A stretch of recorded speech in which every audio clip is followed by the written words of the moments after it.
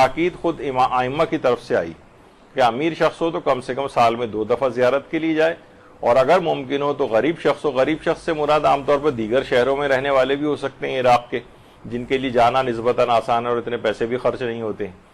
لیکن جو دیگر ملکوں میں رہتے ہیں ان کے لیے اگر جانا جب بھی پاسبل ہو، جب بھی امکانات رکھتے ہو، وہ ضرور زیارت کے لیے جائیں، ان لوگوں کی باتوں کی پرواہ نہ کریں.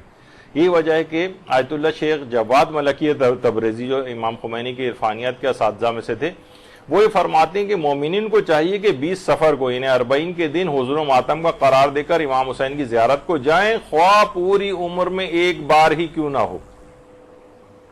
کیونکہ حدیث میں مومن کی جو 5 علامتیں بتائی گئی ہیں ان میں سے ایک زیارت 40 ہے. ایک دفعہ ہی خواہ کیوں نہ ہو 40 کی زیارت کے لیے انسان ضرور جائے. تو انسان اپنا ایک وہ بنا لے، ٹارگٹ بنا لے، اور دیکھیے یہ ہمیشہ ارادہ کرنے سے ہی انسان اس طرف اپنے ہدف اور مقصد کی طرف بڑھتا ہے. صرف اگر آپ بیٹھے ہیں اور سوچتے رہیں گے اور خواہش کرتے رہیں کہ میں وہاں چلا جاؤں تو یہ ممکن نہیں ہوتا، جب تک کہ خود اس کے لیے آگے بڑھ کر انسان کوئی نہ کوئی اقدام کیوں نہ کرے. زندگی گزرتی جائے گی. آپ نے دیکھا کہ پچھلے سالوں کی نسبت دنیا بھی کتنی تبدیل ہو گئی ہے، کتنی سفری مشکلات بھی اس کے اندر آ چکی ہیں. لیکن اس کے باوجود بھی جو انسان جنہوں نے آگے بڑھ کر ہمت کی، وہ ہم دیکھیں یہاں پر بیٹھے ہوئے اور وہ وہاں پر پہنچ چکے ہیں اور زیارت کو انجام دے رہے ہیں. تو بہرحال زندگی میں خواہ ایک دفعہ ہی کیوں نہ صحیح 40 کو ضرور انجام دینا چاہیے. اور آیت اللہ ناصر مکارم شیرازی بھی ان مراجع کرام میں سے ہیں جنہوں نے کئی مرتبہ نجف سے کربلا نہ صرف پیدل بلکہ پا برہنہ زیارت کو انجام دیا، ننگے پاؤں. اس زمانوں میں سوچئے کہ جس وقت اتنے روڈ بھی اتنے اچھے نہیں بنے ہوئے تھے، پا برہنہ ننگے پاؤں چل کر زیارت کئی مرتبہ، ایک دفعہ نہیں. اور آیت اللہ مرشی نجفی 20 مرتبہ نجف سے کربلا پیدل چل کر گئے، 20 دفعہ آیت اللہ مرشی نجفی. اور آیت اللہ سید محمود حسینی شاہرودی نجف سے کربلا 40 مرتبہ پیدل زیارت کے لیے گئے ہیں، اور اس پیدل زیارت کے لیے بھی انہوں نے 40 یعنی 40 کا عدد مکمل کیا. سوچ سکتا ہے کوئی 40 یعنی 40 کی زیارت پر جانا، لیکن 40 یعنی 40 سال تک وہ انہوں نے اس عدد کو بھی مکمل کیا کہ 40 کی زیارت کے لیے بھی 40 یعنی 40 کا عدد میں مکمل کروں. اللہم صلی علی محمد وعلی محمد. اور یہ آیت اللہ محمود شاہرودی، یہ وہ ان میں سے بھی ایک ہیں کہ جنہوں نے کہا جاتا ہے یہ کہ حج پر بیعصا جو ہوتا ہے، جہاں جو کہ مجتہدین کرام کا ایک آفس ہر حج میں قائم ہوتا ہے، جس میں ان کے حجاج کو جو ہے وہ مسائل شریعت اور ان کی پرابلمز کو سالو کیا جاتا ہے. یہ سب سے پہلے آیت اللہ محمود شاہرودی نے اس چیز کو قائم کیا تھا، بیعصۃ الحج کے نام سے انہوں نے شروع کیا تھا. اور یہ مرزا نائینی کے شاگرد تھے، جو خود مرزا نائینی کتنے مشہور و معروف ہمارے فقہا میں سے گزرے ہیں. اور حتیٰ کہ جب مرزا نائینی جب کسی شاگرد کو اجازہ روایت دیتے تھے، یعنی اجتہاد کی کوئی سند دیتے تھے، تو وہ اپنے اس شاگرد محمود شاہرودی سے مشورے کے بعد دیا کرتے تھے. ان کی علمی عظمت بتا رہا ہوں. اور ان کو کہتے تھے کہ ان کی رائے اور گواہی 2 کے برابر ہے، 2 کے برابر. یہی وجہ ہے کہ 2 مشہور مراجع آیت اللہ ضیاء الدین عراقی اور آیت اللہ ابو الحسن اصفہانی آیت اللہ محمود شاہرودی کو ذو شہادتین کہتے تھے. ذو شہادتین اس طرف اشارہ ہے کہ پیغمبر اسلام کے ایک صحابی ختمی مرتبہ صلی اللہ علیہ وآلہ وسلم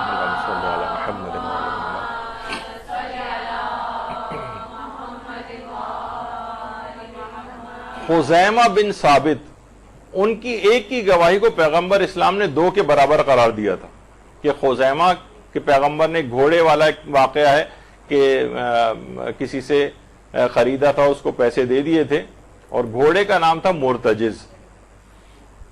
تو ان صحابی نے جب اس نے کہا کہ آپ گواہ پیش کریں، تو خزیمہ نے آگے بڑھ کے کہا کہ میں گواہی دیتا ہوں. تو جبکہ خزیمہ اس وقت موجود نہیں تھے، کہا کہ سب سے سچا ترین شخص ہے، یہ بات کہہ رہا ہے جو جھوٹ ہو ہی نہیں سکتی. تو پیغمبر نے خزیمہ کی گواہی کو 2 کے برابر قرار دیا تھا.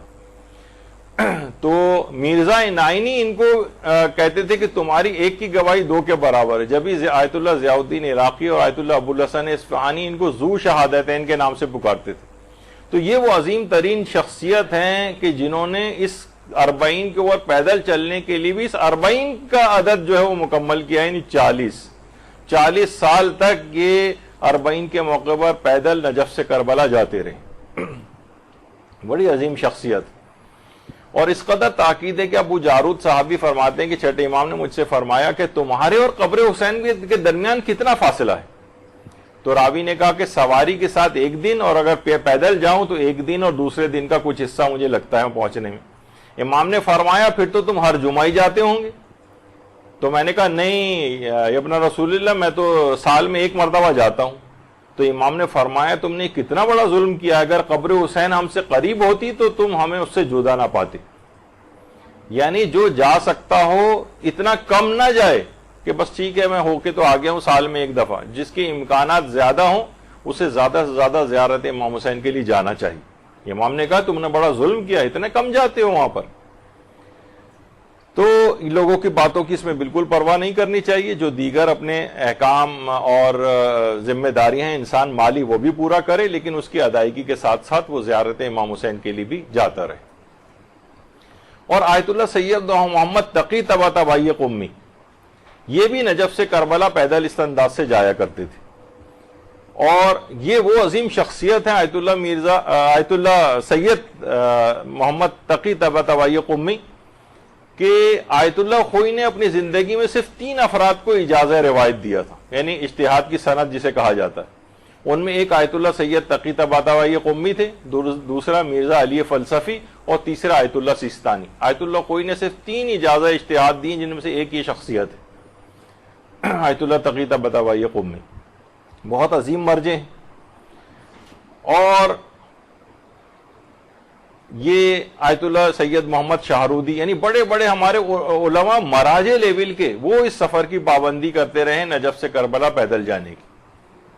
اسی طریقے سے امام خمینی کے فرزند احمد خمینی یہ بھی جب وہاں پر موجود تھے تو اس طرح سے زیارت کے لیے جایا کرتے تھے نجف سے کربلا پیدل. یہ مرحوم آیت اللہ خوئی, آیت اللہ العظمی آقا سید ابو القاسم الموسوی الخوئی, ان کا پیدل جانا زیارت کے لیے 40 کے سفر پہ. آیت اللہ سید محسن الحکیم طباطبائی جن کے نواسے سعید الحکیم طباطبائی جن کا بھی کچھ دن پہلے انتقال ہوا, اور آج ہی ایک اور بلکہ کل ان کی خبر آ گئی تھی, آیت اللہ سید حسن زادہ عاملی ان کا بھی انتقال ہو گیا. یہ آپ لوگوں کی انفارمیشن کے لیے کچھ لوگوں کو پتہ چل گیا ہوگا سوشل میڈیا کے ذریعے کہ آیت اللہ سید حسن زادہ عاملی, شیخ حسن زادہ عاملی, وہ انتقال کر گئے, اور ان کو علامہ ذوالفنون کہا جاتا ہے. یعنی اتنے مختلف علوم کا ماہر بہت ہی کم شیعہ علماء میں گزریں گے جو اتنی, یعنی حساب, میتھمیٹکس, جیوگرافی اور ہر قسم کے علوم کے ماہر تھے وہ, اور اسی پر انہوں نے کتابیں بھی لکھی ہیں. یہاں تک کہ ان کے استاد آیت اللہ سید محمد حسین طباطبائی فرماتے تھے کہ آیت اللہ حسن زادہ عاملی کی عظمت کو سوائے امام زمانہ علیہ السلام کے کوئی نہیں جانتا. اللہم صلی علی محمد و آل محمد.